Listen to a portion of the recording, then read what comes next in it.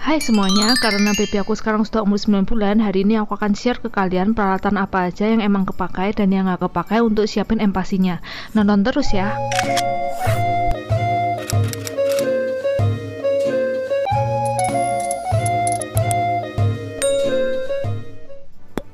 Pertama, aku siapin pisau dan telenan untuk potong semua bahannya. Di sini kalian gak usah beli pisau dan telenan yang baru, pakai aja yang seadanya di rumah. Untuk bikin bubur dan kukus bahan lainnya, aku pakai steamer elektrik. Kalian bisa pakai dandang atau panci yang seadanya aja di rumah. Tapi kalau kalian ada budget lebih nih, aku saranin untuk beli steamer elektrik daripada baby food processor karena steamer ini muatnya lebih banyak. Dia bisa 3 susun, jadi walaupun nggak empasi pun nggak mubazir, bisa dipakai untuk masak makanan keluarga. Steamer yang aku beli ini mereknya Philips, ada dripping tray-nya sehingga sari makanan yang turun masih bisa kepakai, dan juga ada tempat untuk taruh aroma jadi masakannya jadi lebih harum. Timernya juga udah digital, jadi lebih praktis kalau kita mau masak apa, tinggal pencet aja sesuai dengan masakannya, nanti timernya akan otomatis dan bisa disetting secara manual juga. Yang aku paling suka tuh, dia itu ada metode keep warm-nya, jadi biasanya kalau aku masak itu nggak aku tungguin, aku tinggal sambil urusin baby aku. Nah, kalau aku tinggalnya kelamaan, makanannya itu masih tetap panas. Jadi aku kalau masak itu aku masukin bahan-bahannya seperti nasi, daging, dan sayur ke mangkok-mangkok kecil, baru aku masukin ke steamer ini. Next, baby food maker yang manual. Yang ini kalian wajib punya ya. Yang pertama ini aku beli di Jepang, dia mereknya Pigeon. Yang kedua juga merek Pigeon, tapi aku belinya di Shopee.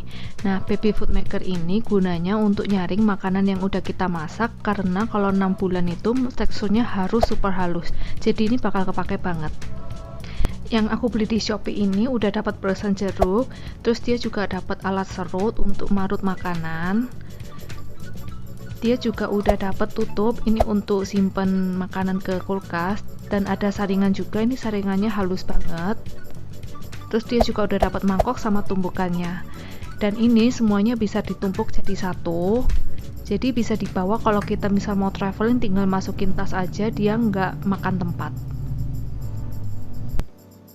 Nah, kalau yang ini aku beli dari Jepang, benernya ini nggak ada di Indonesia, tapi aku cuma ingin nunjukin aja ke kalian. Yang ini juga bisa numbuk, tapi dia numbuknya itu pakai sendok, dia nggak dapat tumbukan kayu. Tutupnya juga bertekstur. Terus bedanya dia itu dapat 2 saringannya. Kalau yang tadi itu cuma dapat 1 ya. Yang tadi itu cuma dapat yang halus saja. Di sini dia juga tambahan saringan yang kasar. Nah, kalau yang halus ini aku pakai untuk bikin bubur untuk 6 bulan supaya teksturnya super halus, dan yang kasar ini untuk 7 bulan ke atas supaya naik tekstur. Food maker yang ini aku pakai untuk saring buburnya. Kalau yang tadi itu aku pakai untuk saring buah. Tapi benernya nggak perlu 2, beli 1 aja udah cukup. Next, aku siapin blender, tapi ini opsional ya, karena pakai yang tadi baby food maker aja udah bisa. Nah, sebelum aku saring, biasanya aku tuh blender dulu supaya saringannya tuh hasilnya lebih halus lagi. Dan ini murah banget, aku beli di Shopee itu cuma harganya 100 ribuan, nanti aku kasih linknya di bawah ya.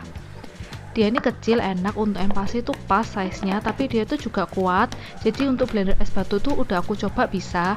Jadi ini kalau udah nggak empasi bisa untuk ngejus atau untuk ngeblender bumbu-bumbuan gitu.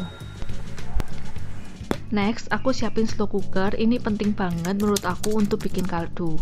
Aku juga siapin botol kaca. Ini bekas simpen ASI. Sekarang aku pakai untuk simpen kaldunya.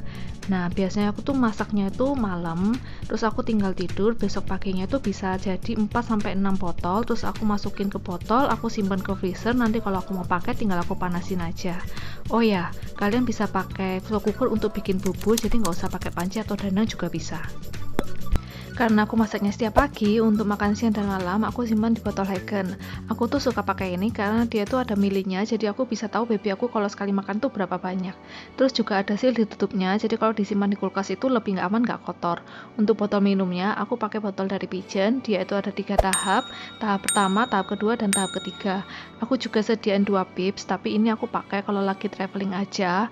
Bahannya itu dari silikon, mudah dibersihkan, dan ada tempat untuk nampung makanannya yang jatuh. Terus aku juga punya beberapa sendok makan. Yang pertama ini udah dapat dari Pigeon Food Maker yang tadi aku beli di Shopee. Nah, aku paling suka pakai yang ini kalau ayam pasi karena dia itu size-nya tuh kecil, pas banget di mulut baby. Kalau yang ini agak gedean, aku pakai di umur 8 bulanan, dan yang ini aku pakai untuk sendokin kuah. Ini juga dari Pigeon. Yang terakhir ini aku beli BAP 1 set, bahannya silikon. Mangkoknya ini bagus, bawahnya itu ada suctionnya, jadi kalau ditaruh di atas meja itu nggak gampang jatuh. Cocok banget kalau kita mau kasih finger food. Dapat gelas dan bahannya juga silikon, tapi ini pakainya nanti kalau udah gedean, dan dapat piringnya juga. Ini juga ada suctionnya. Next, aku sediain high chair. Ini penting banget ya, karena kalau makan itu harus di posisi duduk supaya nggak tersedak. Dan kalau kita dudukin di high chair setiap kali makan, baby kita tuh bakal tahu kalau ini tuh sudah waktunya makan. Kalau kalian nggak mau beli high chair, kalian juga bisa beli booster seat yang seperti ini. Ini enak karena bisa dibawa untuk traveling juga. Yang aku punya mereknya itu dari Sugar Baby. Ada tali untuk tempelin ke kursi orang dewasa, dan juga ada pengamannya supaya baby kita itu nggak jatuh.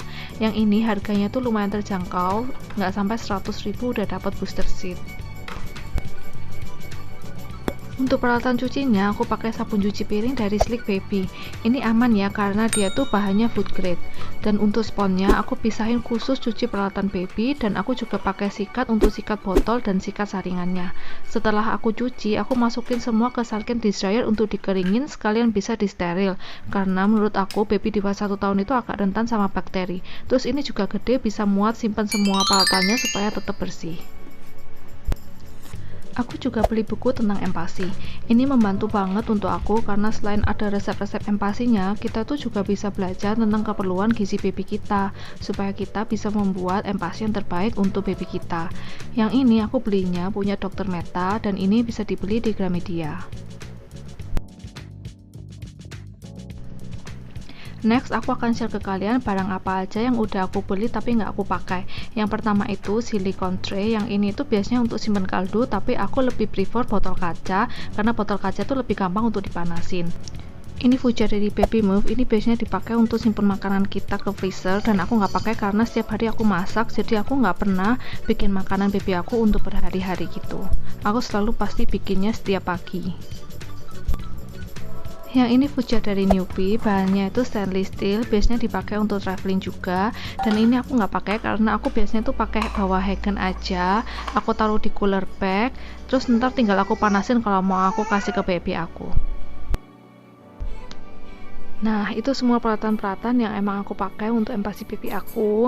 Semoga video ini dapat membantu kalian yang sedang mempersiapkan empati ya. Terima kasih sudah menonton video ini sampai selesai. Jangan lupa like, komen, dan subscribe.